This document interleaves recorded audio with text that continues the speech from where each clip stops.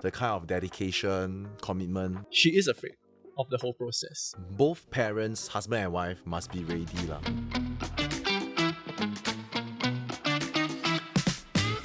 Actually, there's a lot of guy Yeah, opinion that's here. why. For Tracy, do you think that women should have more say when it comes to like giving birth? Confirm, yes. Because I have to go through again, right? Though it's quite nice experience, but if you want to go through again, I don't think I can. Did it affect you like during that period, mentally, physically? So far, so good. But if it's second time, right, I really don't know. Yeah, I really don't know. So that's the main reason why it's holding you back. Yes. Then I don't want to slow down my career as well lah. Don't want it to be affected lah. Priorities. On Tracy's note, right? Because like we are talking about how women are the ones that give birth at the end of the day. So a lot of say should come from the woman. So example for my future wife, she is afraid of the whole process, which can be quite scary lah, I think about it. And or you hear mothers converse, it's really quite a traumatizing traumatizing experience. But what's your thoughts on that? Because now you have a kid, right? And would you be encouraging to, let's say, future mothers to or future ladies to want to give birth? I think at least one. Yeah, it's really a very different feeling. Yeah, it's a transformation. You feel like you are more like a 女人. But of course, it's quite difficult to go through. Both parents, husband and wife, must be ready lah. So my short answer will be that if husband and wife are ready, right, there is never a perfect time. Just go for it. And when it comes, right, Like Leon say, you never know how long it's gonna take. exactly. Yeah, exactly. Yeah. So at least the heart must be there to be like, okay, yeah, we are ready for this. And I think the kids brings us more happiness and love. I mean, I was just looking at some of your guys' like Instagram, right? You get to see the kids' eyes, right? From a different points of view. Like they get to play with the sand, and then I'm like thinking to myself, wow, since how long I never played sand? And then you're like, Oh yeah, you were telling me recently. yeah, I was right? telling Quinn recently because I saw his daughter, like she's just enjoying herself, like with that kind of like innocent eyes, of the world, in fact. So I'm like thinking, yeah, how long I never really do that also. So definitely I feel like having a kid opens that like new eyes for you. You are ready, bro. Oh, is it? I'm ready by future girlfriend. We'll be ready also. Okay, make her ready. So to the kids, we are their whole world, So you have that sense of, responsibility. If that's the case, right, then what are your thoughts of adoption? Oh, Interesting question That it was in my mind also, because if let's say my future wife doesn't want, to go through the process. because the process can be very traumatizing. It didn't come across my mind lah. Yeah, but I actually will rule it out. Yeah, I think it is also a journey, right, that is able to fulfill the kind of happiness and satisfaction all other parents have. It's very likewise to like how people want to have pets. Nowadays, actually, like having pets is like having a child. It's probably the very similar kind of responsibility you need to have, the kind of dedication, commitment, and stuff like that. So I think the journey is similar. It's just about that kind of agreement that both husband and wife wants to have. Okay, so according to Singapore Budget 2025, the government is providing additional financial support for families with 3 or more children. So these measures are aimed to assist families in managing costs associated with raising multiple kids. Will you guys consider to have more kids because of all these measures? more kids maybe no.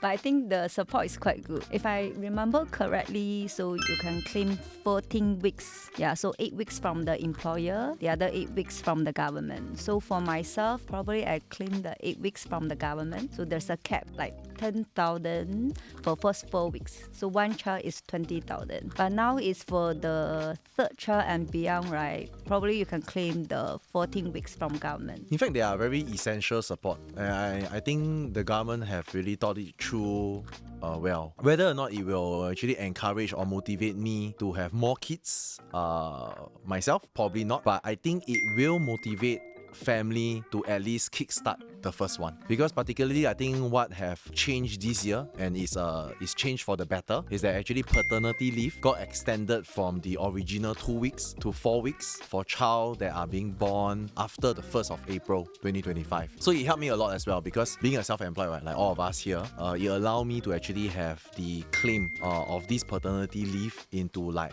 cash that allow me to use these as expenses for my newborn, and that was really supportive. Actually, how does it it work? Did the government will pay for it, or your company pays for it since you're self-employed? There is a max cap, like what Tracy mentioned. So I think it's like for 2 weeks, it's a maximum of $10,000. For self-employed, I think they just put a cap for the amount that you can claim based on the weeks that you are entitled to. So it helps us to ease off a little bit of our work time, knowing that these cash flows are coming in. It's good to have lah. I think when we are talking about cost of living, which is very critical nowadays, when we talk about inflation, we talk about the situation with the tariffs and so on and so forth, it's definitely impacting Singapore. Will this impact, let's say, your thoughts about Singaporean standards, like whether they will have more kids? Or I think it definitely affects. In fact, I was just googling recently and I chanced upon this article. 2023 was the lowest birth rate in like 50 or 60 years, I think. It's pretty daunting lah, I would say. Like if today we look at the property prices in Singapore, even ourselves wanting to afford in terms of public housing, right, is going above the $1 million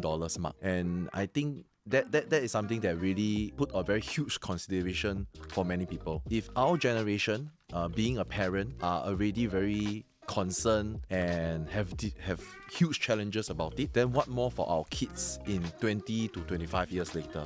I think that's a very huge puzzle for our government to solve.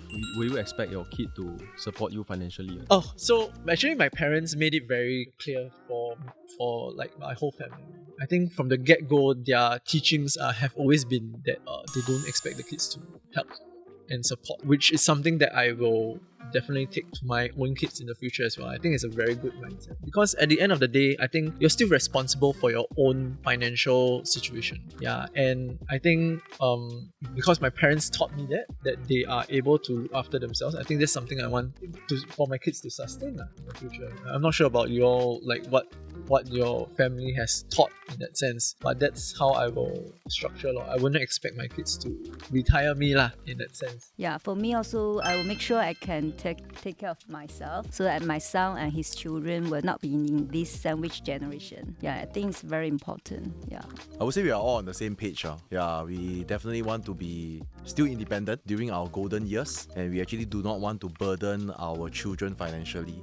In fact, the one big thing that if I could request and ask for my children, is to give me time. When I'm old, I just hope to spend time with them. One thing that I would say, like probably at least in my own family upbringing and the teachings, my parents make sure that they are financially capable, even they are now in their 60s going to 70, and they also make sure that they are healthy. Yeah, because like how we always say, health is wealth, right? So as much as if they do not want to burden us financially, they also do not want to burden us in terms of their health situation. So that's one thing that I actually keep in mind very dearly, that I need to make sure that I am still healthy financially, I'm still independent. But one thing that I feel all of us have today, in advantage to our parents' generation, is that we are financially educated and we are actually well planned in terms of our financial portfolio. So that is actually the third huge criteria, right, that I think we have on hand now to actually plan for something that is going to take place 30 years later, and it's absolutely